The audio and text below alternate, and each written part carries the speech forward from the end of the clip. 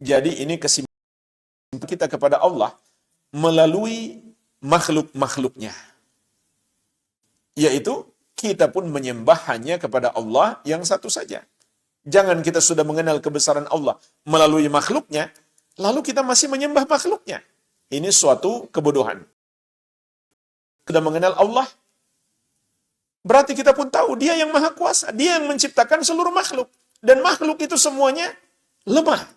Semuanya kecil, semuanya rendah.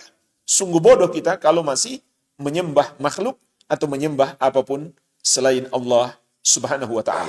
Dalil yang ketiga, surat Al-A'raf ayat ke-54.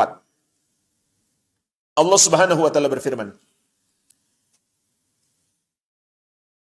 Inna rabbakumullahu alladhi khalaqas samawati wal arda fi sittati ayyamin thumma istawa 'alal arsy. Sesungguhnya Rabbmu adalah Allah yang menciptakan langit dan bumi di dalam 6 hari.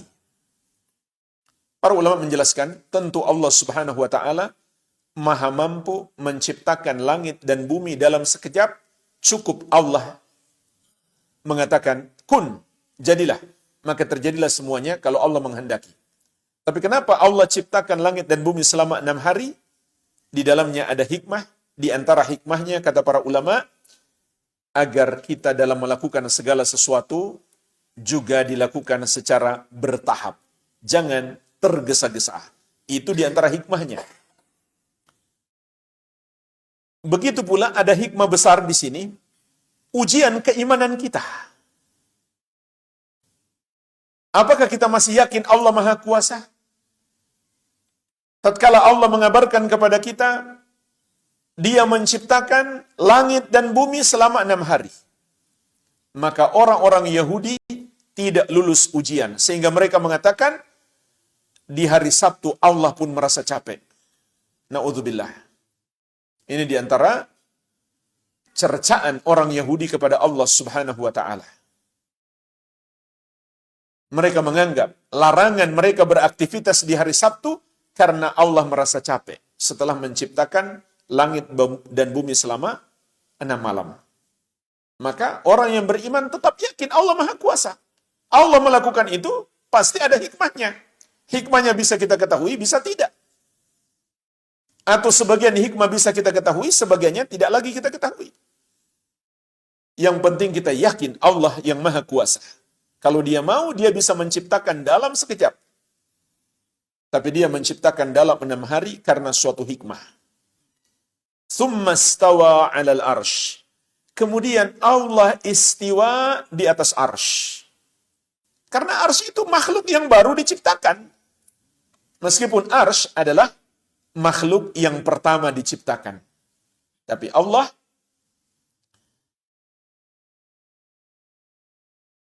yang menciptakannya sama sekali tidak membutuhkannya. Maka keberadaan Allah di atas arsy sama sekali tidak menunjukkan Allah membutuhkan arsy. Dan di sini juga ada faedah penting. Allah mengatakan, kemudian Allah istiwa di atas arsy. Para ulama salaf menafsirkan istiwa itu adalah al-ulu wal istiqrar. Allah berada di atas ketinggian yang paling tinggi dan tetap di sana. Itu makna istiwa secara bahasa Arab dan juga secara penafsiran para ulama salaf. Kemudian datang golongan ahlul kalam, mulai dari Jahmiyah, kemudian muncul Mu'tazilah, kemudian muncul Asy'ariyah, begitu pula Maturidiyah dan Kullabiyah. Mereka itu disebut ahlul kalam. Maka mereka membuat penafsiran lain. Kata mereka, makna Allah istiwa di atas arsy bukan berada di atasnya, tapi istila, berkuasa di atas. Sebab mereka tidak meyakini Allah berada di atas. Sehingga mereka harus mencari penakwilan lain. Berarti makna Allah istiwa bukan berada di atas, tapi berkuasa di atas. Maka ayat ini membantah mereka. Ini faedah penting. Ayat ini membantah mereka. Allah mengatakan, "Tsumma stawa 'alal arsy." Kemudian Allah istiwa di atas arsy. Kalau diartikan kemudian Allah berkuasa